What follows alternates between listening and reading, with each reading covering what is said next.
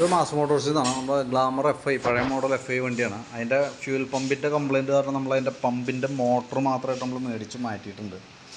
Motor മാറ്റി reset ചെയ്തു. അപ്പോൾ പമ്പിങ്ങിൻ്റെ ഭാഗം ഓക്കെ ആയിട്ടുണ്ട്. പക്ഷേ നമുക്കതിൻ്റെ ഈ ഇഞ്ചക്ടർ യൂണിറ്റും കൂടി കംപ്ലയിൻറ്റ് വന്നേക്കാണ്. ശരിക്കുണ്ടല്ലോ, ഫസ്റ്റ് നമ്മൾ പമ്പ് മാറ്റി വെച്ച് വണ്ടി സ്റ്റാർട്ട് ചെയ്തിരുന്നതാണ്.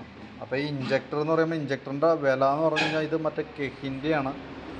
ഇതിൻ്റെ ഈ പഴയ മോഡൽ വണ്ടിക്ക് 5500 ചില്ലാൻ രൂപയാണ് നമുക്ക് ഇഞ്ചക്ടറിന് വരാം. അതല്ലെങ്കിൽ പിന്നെ നമ്മൾ തൽക്കാലം പഴയ വണ്ടി ആയതുകൊണ്ട് തന്നെ ഒരെണ്ണം കുറഞ്ഞത് മേടിച്ചിടേണ്ടി വരും. നമ്മളിപ്പോൾ ഫ്യൂൽ പമ്പ് അസംബ്ലിയെപ്പാടി വരുമ്പോഴത്തേക്കും ഹീറോൻ്റെ വരുമ്പോഴത്തേക്കും നമുക്ക് 12000 ചില്ലാൻ രൂപയാണ്. അപ്പോൾ അത് ചിലവ് ഒഴിവാക്കാൻ വേണ്ടിയിട്ടാണ് ഈ മോട്ടർ മേടിച്ച് മോട്ടർ മാത്രമായിട്ട് മാറ്റിയത് കേട്ടോ. മോട്ടർ മാറ്റി നമ്മളിപ്പോൾ സെറ്റ് ചെയ്തു. ഇപ്പോൾ സെറ്റ് ചെയ്ത് കഴിഞ്ഞപ്പോൾ ഇവിടം വരെയുള്ള ഫ്യൂൽ ലൈൻ ഓക്കെ ആയിട്ടുണ്ട്. വണ്ടി ഒന്ന് സ്റ്റാർട്ട് ചെയ്യും, വണ്ടി റേസ് ആവില്ല. റേസ് ആവാനായിട്ടുള്ള ഫ്യൂൽ സപ്ലൈനകത്ത് കൃത്യമായിട്ട് വന്നില്ല. അപ്പോൾ ഇഞ്ചക്ടർ മാറ്റിയാൽ തന്നെയാണ് അത് ക്ലിയർ ആവുള്ളൂ. അപ്പോൾ കുറേ ദിവസം ബുക്ക് ചെയ്തതിന് ശേഷമാണ് നമുക്ക് മോട്ടർ കിട്ടിയത്. ഇനിയിപ്പോൾ അതുകൂടി ഒന്ന് ചോദിച്ചു നോക്കാം. അതിനും ഏകദേശം ഇതിൻ്റെ തന്നെ റേറ്റ് അതും വരും.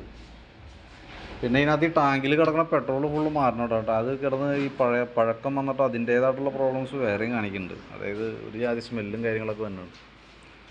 അപ്പോൾ പെട്രോളും കൂടി മാറ്റിയിട്ട് ഇഞ്ചക്ടർ മാറ്റി കഴിഞ്ഞാൽ അത് ഓക്കെ ആയിക്കോളും. വണ്ടി ഇപ്പോൾ നമുക്ക് അല്ലാണ്ട് ത്രൂ ഔട്ട് ലൈൻ പെട്രോൾ കൊടുക്കുമ്പോൾ വണ്ടി സ്റ്റാർട്ടാവും, വേറെ കുഴപ്പമൊന്നുമില്ല.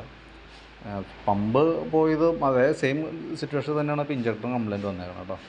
കാരണം ഇപ്പോൾ താക്കോൽ ഓൺ ചെയ്ത ഇതിനകത്തേക്ക് പെട്രോൾ സപ്ലൈ ഇവിടെ വരെ ഉണ്ട്, ഇങ്ങടേക്ക് പമ്പ് ചെയ്യണില്ല. അതാണ് അതിൻ്റെ കംപ്ലയിൻറ്റ്. അപ്പോൾ അത് നോക്കിയിട്ടൊന്ന് റിപ്ലൈ ഇടാം. കാരണം നമ്മൾ ഒരുപാട് ഡിലേ നമ്മൾ വെയിറ്റ് ചെയ്തിട്ടാണ് നമുക്ക് മോട്ടർ കിട്ടിയത്.